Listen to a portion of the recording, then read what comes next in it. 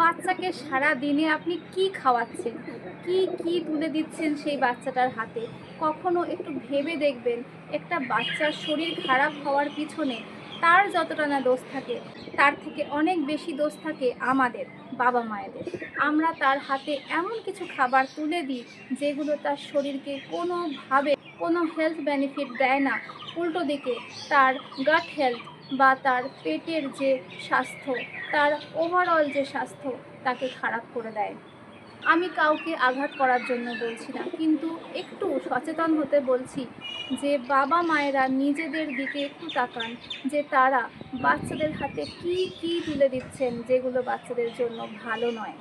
সকাল থেকে যদি শুরু করা যায়, অনেক মা বাবা বাচ্চাদেরকে সকালে ব্রেকফাস্টে সিরিয়ালস খাওয়ান। এই সিরিয়ালসটা কি?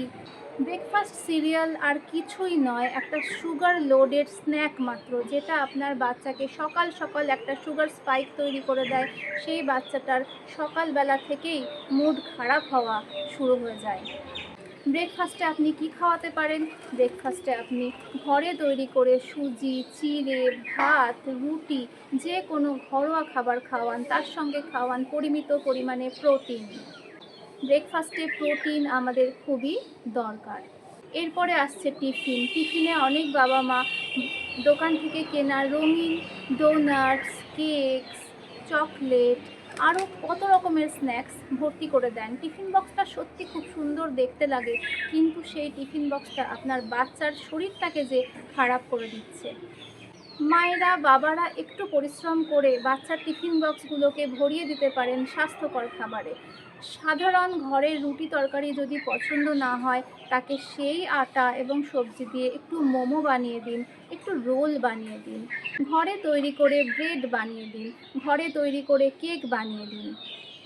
এই খাবারগুলো যেমন আপনার বাচ্চাকে পেট ভরাবে, তেমনি স্কুলে থাকাকালীন ওর যে এনার্জি দরকার হচ্ছে সেটারও সাপ্লাই দেবে। সঙ্গে ছোট বাক্সে করে দিয়ে দিন কিছু ফল, যেটা তাকে ভিটামিন যোগাবে।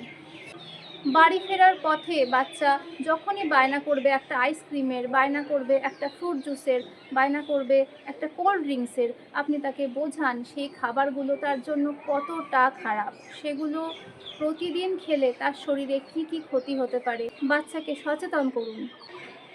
বাচ্চার সন্ধেবেলা টিফিনে চা, কফি, হেলথ ড্রিঙ্ক এইগুলো না দিয়ে তাকে আপনি বাড়িতে ঘরে বানিয়ে দিন কোনো খাবার, যেমন মুসুর ডালের ধোসা, যেমন রাগি দিয়ে তৈরি কোনো স্ন্যাক্স, অথবা স্প্রাউট দিয়ে তৈরি করা চাট।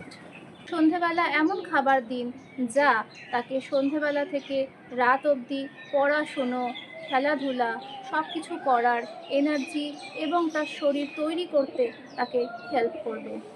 রাতের খাবার বাচ্চাকে খাইয়ে দিন রাত ৮টার মধ্যে। সেখানেও আপনি পরিমিত পরিমাণে খাওয়ান প্রোটিন, তাকে দিন সবজি এবং তাকে দিন ফাইবার সমৃদ্ধ চাল বা ফাইবার সমৃদ্ধ আটার কোনো খাবার। এখানে আপনি ওটস ইউজ করতে পারেন, ডালিয়া ইউজ করতে পারেন, কিনোয়া ইউজ করতে পারেন, মিলেটস ইউজ করতে পারেন। হাজারো অপশান রয়েছে।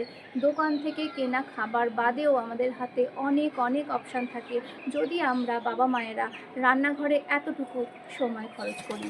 বাইরের খাবারগুলো আপনার বাচ্চার পেটের মধ্যে আবর্জনা হিসেবে যায়, সেগুলো তার শরীরে কোনোভাবে কোনো পুষ্টি যোগায় না। এই কথাটা একদম হৃদয়ে গেঁথে নিন।